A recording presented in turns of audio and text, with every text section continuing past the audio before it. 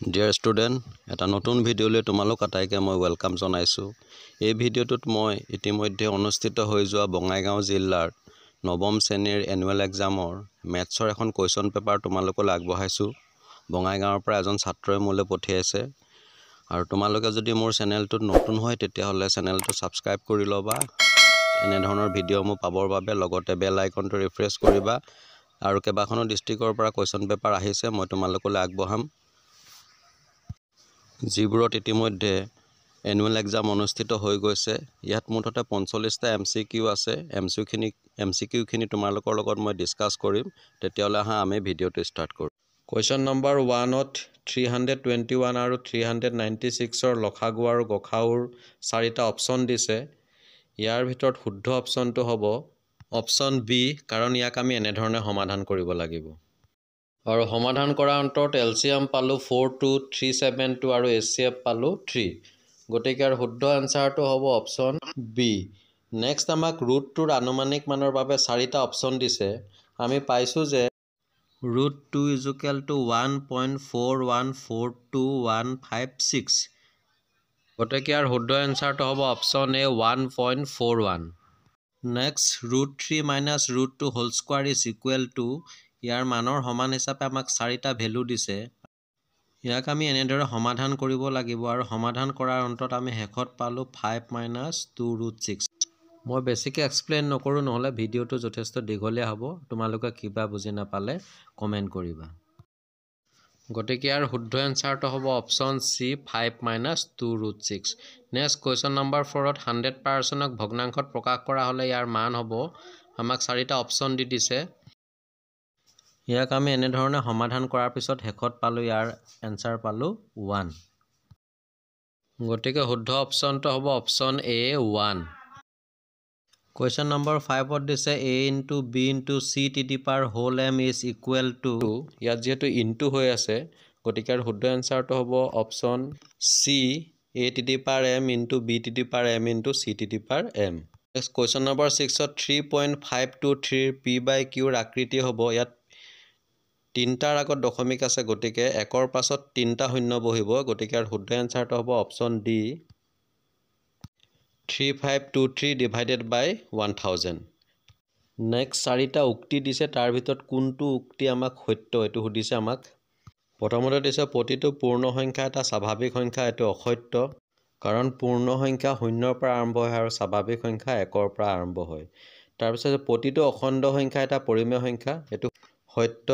তাৰপিছত দিছে প্ৰতিটো পৰিমেয় সংখ্যা এটা অখণ্ড সংখ্যা, এইটো অসত্য। আৰু শেষত দিছে প্ৰতিটো স্বাভাৱিক সংখ্যাই এটা পূৰ্ণ সংখ্যা, এইটো সত্য। গতিকে আৰু শুদ্ধ এনচাৰটো হ'ব অপশ্যন বি।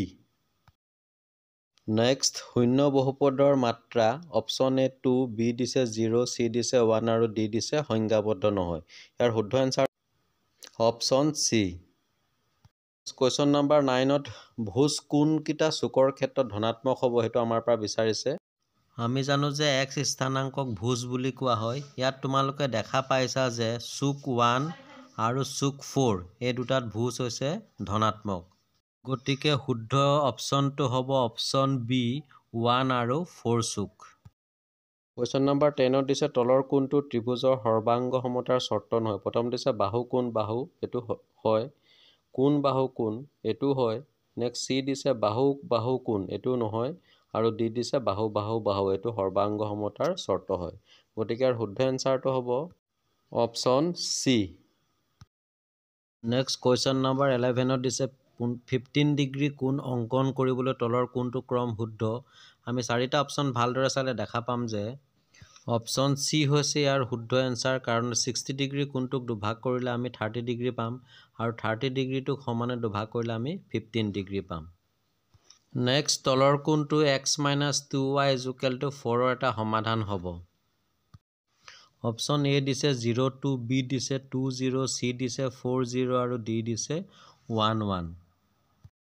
এই কুৱেশ্যনটো তোমালোকৰ পাঠ্যপুথিৰ এক্সাৰচাইজ 4.2ৰ কুৱেশ্যন নম্বৰ 3 হয়। তোমালোকে পাইছা নিশ্চয়। আৰু ইয়াৰ শুদ্ধ এনচাৰটো হ'ব অপশ্যন চি 40। এতিয়া কুৱেশ্যন নম্বৰ 13ৰ পৰা 16লৈ দুটা বাক্য উক্তি ব্ৰেকেটত দিছে এ আৰু যুক্তি ব্ৰেকেটত দিছে আৰ দিয়া হৈছে আৰু তাৰ আলমত আমাক 4টা বিকল্প দিছে। অপশ্যন এটোত দিছে উক্তি আৰু যুক্তি উভয় সত্য আৰু যুক্তি উক্তিৰ এটা প্ৰকৃত ব্যাখ্যা। অপশ্যন বিটোত দিছে উক্তি আৰু যুক্তি উভয় সত্য কিন্তু যুক্তি উক্তি এৰ এটা প্ৰকৃত ব্যাখ্যা নহয়। অপশ্যন চিটোত দিছে উক্তি এ সত্য কিন্তু যুক্তি আৰ অসত্য। অপশ্যন ডিটোত দিছে উক্তি অসত্য কিন্তু যুক্তি আৰ সত্য। কুৱেশ্যন নম্বৰ 13ত উক্তি এ অৰ্থাৎ এছাৰশ্যনটো দিছে যদি কোণ এ আৰু বিৰ ৰৈখিক জুৰীয়া কোণ সৃষ্টি কৰে আৰু এ = 40 হ'লে বি = 150।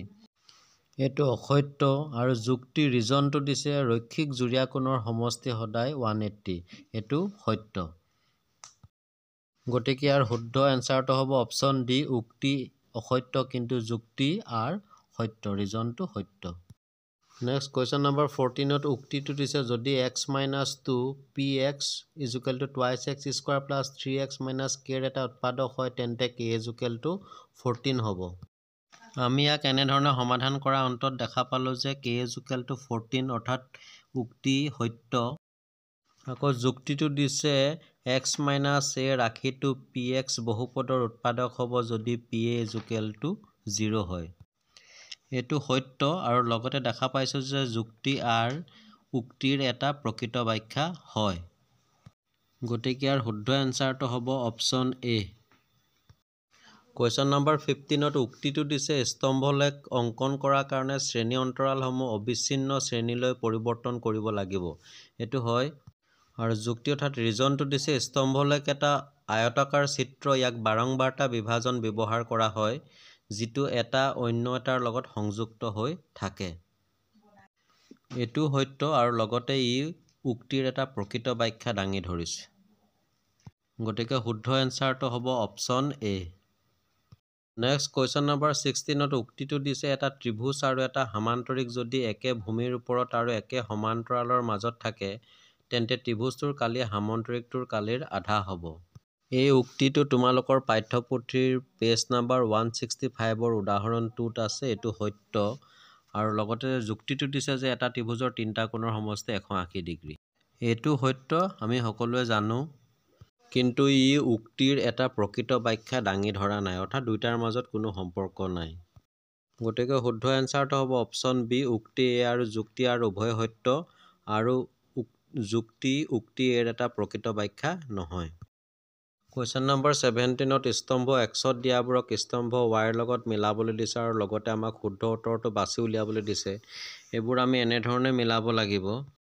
গতিকে ইয়াৰ শুদ্ধ এনচাৰটো হ'ব অপশ্যন চি। নেক্সট দিছে ত্ৰিভুজ এটাৰ দুটা বাহু 8 চেণ্টিমিটাৰ আৰু 11 চেণ্টিমিটাৰ আৰু ইয়াৰ পৰিসীমা 32 চেণ্টিমিটাৰ।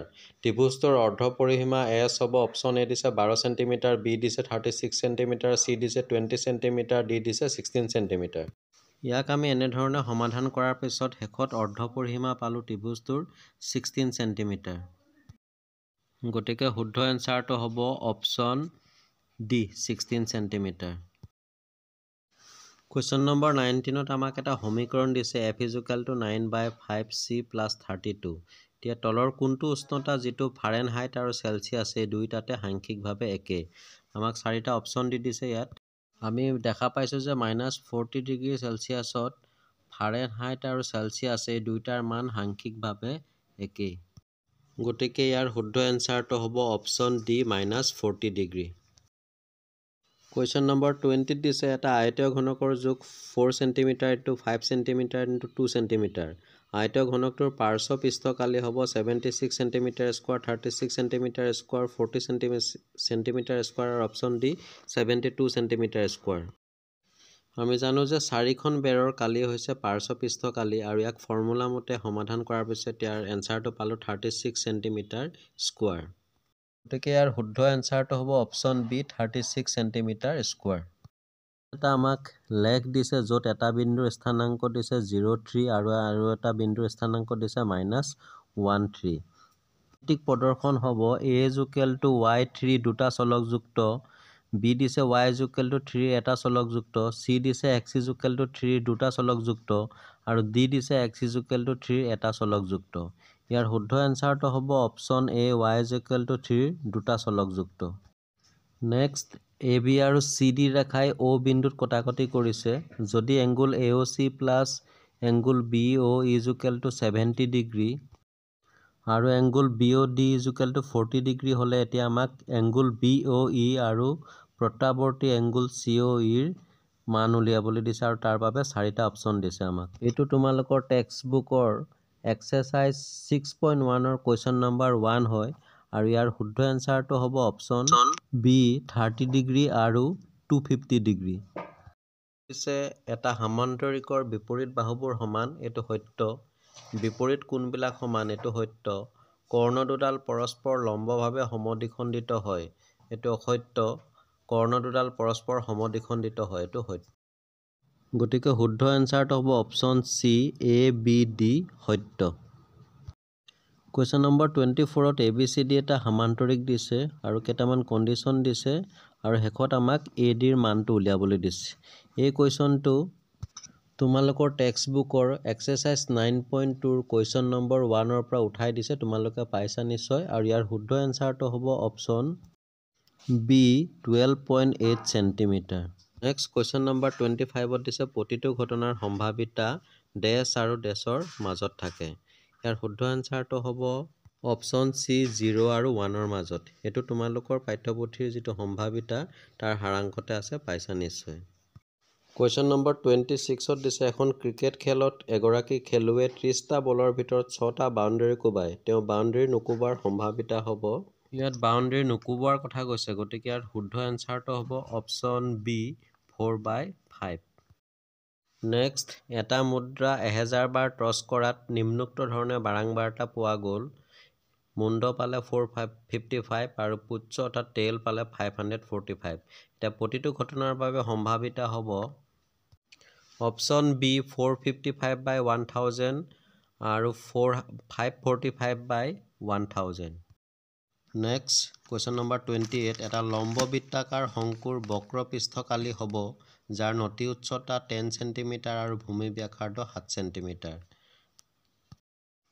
এই প্ৰশ্নটো আমি এনেধৰণে সমাধান কৰা অন্তত শেষত শংকুটোৰ বক্ৰ পৃষ্ঠকালি পালোঁ 220 চেণ্টিমিটাৰ স্কোৱাৰ। গতিকে ইয়াৰ শুদ্ধ এনসাৰটো হ'ব option B 220 centimetre square. Question number 29ত দিছে অক্ষ দুডালে ছেদ কৰা বিন্দুটোক ডেছ বোলে। ইয়াৰ এনসাৰটো হ'ব তোমালোকে জানা অপচন C মূলবিন্দু। কুৱেশ্যন নম্বৰ 30ত দিছে √3 দশমিক বিস্তৃতি হ'ব অপচন A পৰিসমাপ্ত, B দিছে 1.4142, C দিছে অপৰিসমাপ্ত পৌনঃপুনিক, D দিছে পৰিসমাপ্ত অপুনৰাৱৰ্তিত। ইয়াৰ শুদ্ধ এনসাৰটো হ'ব অপচন D অপৰিসমাপ্ত অনিৰাৱৰ্তিত। কুৱেশ্যন নম্বৰ 31ত দিছে তলৰ কোনটো ৰাশি এটা চলকযুক্ত বহুপদ।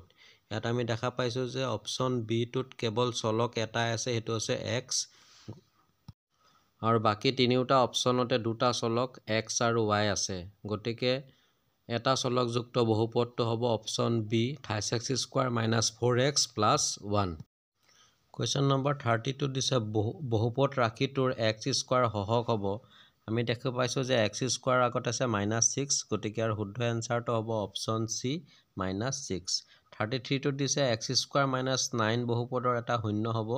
ইয়াত আমি 9টো মাইনাছটো এইফালে আনিলে +9 হৈ যাব আৰু 9ৰ বৰ্গমূল হ'ব কিমান 3, গতিকে শুদ্ধ এনসাৰটো হ'ব অপচন B। নেক্সট তলৰ কোনটো অপৰিমেয় সংখ্যা নহয়। অপচন A দিছে 1/√2, B দিছে 2π, C দিছে √16, D দিছে √27। ইয়াৰ ভিতৰত দেখা পাইছোঁ অপচন C √16ৰ বৰ্গমূল হ'ব 4, 4টো অপৰিমেয় সংখ্যা নহয়, গতিকে শুদ্ধ এনসাৰটো হ'ব অপচন C √16। কুৱেশ্যন নম্বৰ 36ত দিছে 32^1/5ৰ মান হ'ব অপচন A 3, B দিছে 4, C দিছে -2, D দিছে 2। এই কুৱেশ্যনটো তোমালোকৰ কিতাপৰ এক্সাৰচাইজ 1.6ৰ কুৱেশ্যন নম্বৰ 1ৰ 2ৰ পৰা উঠাই দিছে আৰু ইয়াৰ শুদ্ধ এনসাৰটো হ'ব অপচন D 2। নেক্সট এটা চতুৰ্ভুজৰ 4টা কোণৰ সমষ্টি হৈছে, এইটো তোমালোকে জানা, এইটো হৈছে অপচন C 360 ডিগ্ৰী। তাৰপিছত 38ত দিছে তলৰ কোনটো ৰৈখিক সমীকৰণ নহয়। আমাক 4টা অপচন দিছে, ইয়াৰ ভিতৰত ৰৈখিক সমীকৰণ নোহোৱা অপচনটো হ'ব অপচন A, কাৰণ ৰৈখিক সমীকৰণ হ'বলৈ হ'লে দুটা অজ্ঞাত ৰাশিৰ প্ৰয়োজন। অপচন A দেখিছে অকল x আছে আৰু অন্য যিকোনো অজ্ঞাত ৰাশি ইয়াত নাই। নেক্সট দিছে তলত দিয়া কোনটো সংখ্যা সংখ্যা ৰেখাত √5 ৰ সোঁফালে থাকিব অপশ্যন এ দিছে √3 বি দিছে 2 চি দিছে -1 ডি দিছে 3 ইয়াৰ শুদ্ধ এনসাৰটো হ'ব অপশ্যন ডি 3 কোৱেশ্চন নম্বৰ 40 দিছে বৃত্তৰ যিকোনো দুটা বিন্দু সংযোগী ৰেখাখণ্ডটোৰ নাম ব্যাস ব্যাসাৰ্ধ জিয়া আৰু চাপ ইয়াৰ শুদ্ধ এনসাৰটো হ'ব জিয়া আৰু যদি কেন্দ্ৰৰ মাজেদি যোৱা কয় তেতিয়া হ'ব ব্যাস ইয়াত হ'ব অপশ্যন সি 41ত আমাক দুটা স্টেটমেন্ট দিছে তাৰে এটা হৈছে প্ৰত্যেকটো ট্ৰেপিজিয়াম এটা সমান্তৰিক আৰু আনটো স্টেটমেন্ট হৈছে প্ৰত্যেকটো আয়ত এটা সমান্তৰিক তে ইয়াৰ পৰা আমি চাৰিটা অপচন দিছে আমি দেখা পাইছো যে বৰ্গ আয়ত ৰম্বাস এই সকলোবোৰে সমান্তৰিক আৰু ট্ৰেপিজিয়াম এটা সমান্তৰিক নহয় গতিকে ইয়াত শুদ্ধ অপচনটো হ'ব অপচন বি এ অসত্য কিন্তু বি সত্য নেক্সট দুটা সমান্তৰিক একে ভূমি আৰু একে সমান্তৰালৰ মাজত আছে এটা সমান্তৰিকৰ কালি 12 সেন্টিমিটাৰ স্কয়াৰ হলে অৱশিষ্ট সমান্তৰিকটোৰ কালি হ'ব a 6 centimetre square b 24 centimetre square c দিছে 12 সেন্টিমিটাৰ স্কয়াৰ d দিছে 16 সেন্টিমিটাৰ স্কয়াৰ আমি উপপাদ্য 9.1 ত পাইছো যে একে ভূমিত আৰু একে সমান্তৰালৰ মাজত অৱস্থিত সমান্তৰিকবোৰৰ কালি সমান গতিকে অৱশিষ্ট সমান্তৰিকটোৰ কালিও 12 সেন্টিমিটাৰ স্কয়াৰ হ'ব গতিকে ইয়াৰ শুদ্ধ এনসাৰটো হ'ব option C 12 centimetre square next 43 দিছে এটা বিন্দুৰ মাজেৰে অংকন কৰিব পৰা বৃত্তৰ সংখ্যা অপচন এ 1 বি দিছে অসীম সি দিছে 4 ডি দিছে 0 ডি দিছে 10 ইয়াৰ শুদ্ধ এনসাৰ অপচন বি অসীম 44 দিছে 7 সেন্টিমিটাৰ ব্যাসাৰ্ধৰ গোলক এটাৰ পৃষ্ঠকালি হ'ব 610 centimetre square 616 centimetre square 308 centimetre square 380 centimetre square ইয়াক আমি এনেদৰে সমাধান কৰা অন্তত গোলকটোৰ পৃষ্ঠকালি পালো 616 সেন্টিমিটাৰ স্কয়াৰ গতিকে ইয়াৰ শুদ্ধ এনসাৰটো হ'ব অপচন বি 616 সেন্টিমিটাৰ স্কয়াৰ হেকত 45 টো দুটা স্টেটমেন্ট দিছে তাৰে এটা দিছে এটা বৃত্তৰ সীমিত সংখ্যকে সমান জিয়া থাকে আৰু এটা স্টেটমেন্ট দিছে যে অৰ্ধবৃত্তস্থ কোণ এক সমকোণ ইয়াৰ অপচন এ দিছে এ সত্য কিন্তু বি অসত্য বি দিছে এ অসত্য কিন্তু বি সত্য সি দিছে এ বি দুইটাই অসত্য আৰু ডি দিছে এ বি দুইটাই অসত্য ইয়াৰ শুদ্ধ অপচনটো হ'ব অপচন সি এ আৰু বি দুইটাই সত্য সো ডিয়াৰ ষ্টুডেন্ট ইমানতে এমসিকিউ খিনি শেষ হৈছে মই বেসিক্যালি তোমালোকৰ লগত এই ভিডিওটোত এমসিকিউ খিনি ডিসকাস কৰিলো আৰু ইয়াৰ এনসাৰ বিলাক তোমালোকলৈ আগবঢ়াইছো বাকি কোৱেশ্চন খিনিহে তোমালোকলৈ আগবঢ়াইছো যদি আৰু কোনোটোত তোমালোকে এনসাৰ উলিয়াওঁতে অসুবিধা হয় তেতিয়াহলে মোলে কমেন্ট কৰিবা মই কমেন্ট সেকশনতে তাৰ উত্তৰটো কৰি দিম আৰু ইয়াৰ পিছতে মই ধেমাজি ডিস্ট্ৰিক্টৰ কোৱেশ্চন পেপাৰ তোমালোকৰ লগত শেয়াৰ কৰিম গতিকে যদি তোমালোকৰ এতিয়াও মোৰ চেনেলটো সাবস্ক্ৰাইব কৰা নাই তেতিয়াহলে সাবস্ক্ৰাইব কৰি লবা এনে ধৰণৰ ভিডিও মই পাই থাকিবৰ বাবে আৰু লগতে ভিডিও মই শেয়াৰ কৰিবা কমেন্ট কৰিবা এই ভিডিওটোত বঙাইগাঁও ডিস্ট্ৰিক্টৰ মেথছৰ কোৱেশ্চন পেপাৰখন আগবঢ়াইছো যদিও তোমালোকৰো কামত আহিব অন্যান্য ডিস্ট্ৰিক্টৰ ছাত্ৰ-ছাত্ৰীসকলৰ বাবেও যেহেতু তোমালোকৰ কিতাপ একে সিলেবাস একে গতিকে সকলোৰে বাবে কামত আহিব তো আজিলৈ আহো আন এটা ভিডিওত তোমালোকক লগ পোৱাৰ আশাৰে আজিলৈ ইমানতে সামৰিলো ধন্যবাদ